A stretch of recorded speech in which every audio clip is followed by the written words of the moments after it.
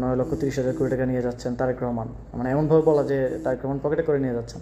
25 কোটি টাকা নিয়ে গেছে আসিফ মাহমুদ এবং হাসনাত আবদুল্লাহ, তার মধ্যে 15 কোটি নিয়ে গেছেন আসিফ মাহমুদ আর 10 কোটি নিয়ে গেছেন হাসনাত আবদুল্লাহ। 9,30,000 কোটি টাকা নিয়ে যাচ্ছেন তারেক রহমান, প্রধানমন্ত্রী তারেক রহমান।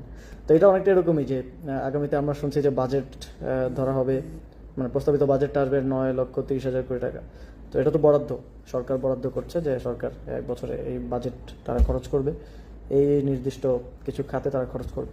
তো সেটা যদি এখন আমি বলি যে 9,30,000 কোটি টাকা নিয়ে যাচ্ছেন তারেক রহমান, মানে এমনভাবে বলা যে তারেক রহমান পকেটে করে নিয়ে যাচ্ছেন, তাহলে এটা যেমন হাস্যকর এবং মানহানিকর শোনাবে, ঠিক একই রকম একটা স্টেটমেন্ট আজকে কুমিল্লা জেলা পরিষদের প্রশাসকের পক্ষ থেকে এসছে। আমি জানি না বিএনপি সব মূর্খ লোকজনকে কোথা থেকে ধরে নিয়ে আসে, যাদের বিন্দুমাত্র অ্যাডমিনিস্ট্রেশন নিয়ে ধারণা নেই, যাদের না আছে কোনো পড়াশোনা, প্রাতিষ্ঠানিক পড়াশোনা, যাদের না আছে কোনো ধরনের প্রাতিষ্ঠানিক বোঝাপড়া, বা জীবনে কখনো, মানে আপনারা তো দেখতে পেয়েছেন যে জেলা পরিষদের প্রশাসক কারা হয়েছে, সিটি কর্পোরেশনের প্রশাসক কারা হয়েছে, যারা নির্বাচনে পরাজিত হয়েছে কিংবা নমিনেশন বঞ্চিত ছিল, মানে যাদেরকে আপনি এমপি, জনগণ এমপি হিসেবে নির্বাচিত করে নাই, যাদেরকে জনগণ রিজেক্ট করেছে, যাদেরকে দল এমপি হিসেবে মনোনয়ন দেওয়ার জন্য যোগ্য মনে করে নাই, তাদেরকে জেলা পরিষদের প্রশাসক করা হয়েছে। এবং এই ধরনের লোকেরা এই ধরনের উল্টাপাল্টা কথাবার্তা এখন বলে বেড়াচ্ছে।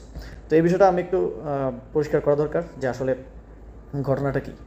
স্থানীয় সরকার বিভাগ, স্থানীয় সরকার পল্লী উন্নয়ন এবং সমবায় মন্ত্রণালয়ের বাজেট এবার গত অর্থ বছরে, মানে যেই অর্থ বছরে আমরা এখন আছি আর কি, ছিল মোট হচ্ছে 42,000 থেকে 43,000 কোটি টাকার মতো, এবং বিগত অর্থ বছরে ছিল এটা প্রায় 50,000 কোটি টাকার মতো, 45,000 কোটি টাকার মতো।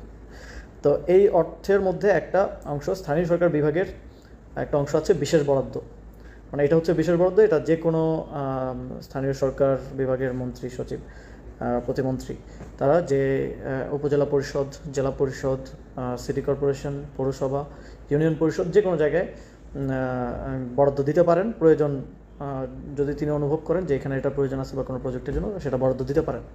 এর বাইরে তো সাধারণ বরাদ্দ আছেই। সাধারণ বরাদ্দটা সাধারণত প্রপোর্শনেটলি হচ্ছে ঠিক হয়ে থাকে। যেমন সাপোজ কুমিল্লা একটা জেলা, ফেনী একটা জেলা, কিন্তু কুমিল্লা জেলাতে উপজেলার পরিমাণ ফেনীর থেকে অনেক বেশি। তো কয়টা উপজেলা আছে, জনসংখ্যা কত, ভোটার সংখ্যা কত, সেটা বিবেচনায় যদি 10 কোটি টাকা থাকে তাহলে 7 কোটি টাকা কুমিল্লা, 3 কোটি টাকা ফেনীতে আসবে। এভাবে হচ্ছে সাধারণ বরাদ্দটা প্রপোর্শনেট রেশিও অনুযায়ী হচ্ছে বিভক্ত করা হয়। এবং এই সাধারণ বরাদ্দটা বরাদ্দের 5টা খাত টোটাল।